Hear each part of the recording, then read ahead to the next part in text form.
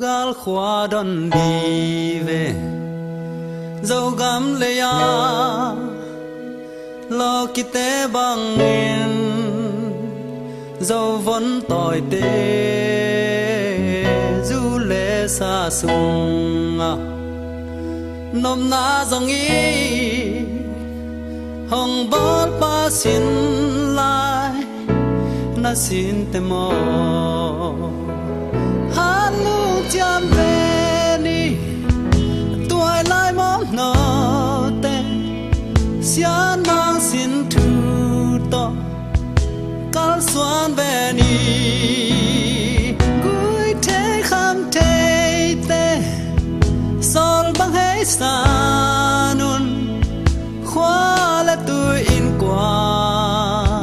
ông ba luôn đi kil băng khăn na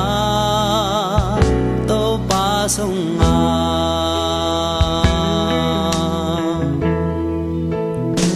xiam xin mom nâu tê lung ghé đi lại dòng dấu mi tê làm kim làm ba mà mel ma tê bằng liang vai ta ki in quan sung ma su su đi mô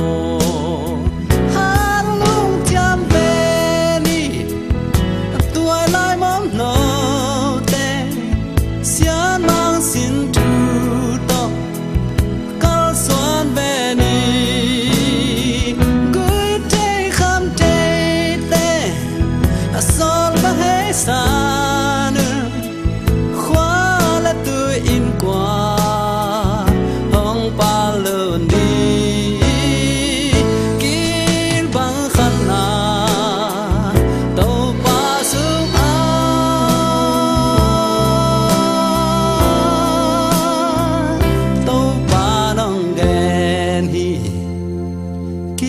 đàn đi lệ ama biak đàn đi pa tối đàn đi hong thu biak bạc ý cầm ta bèo lệ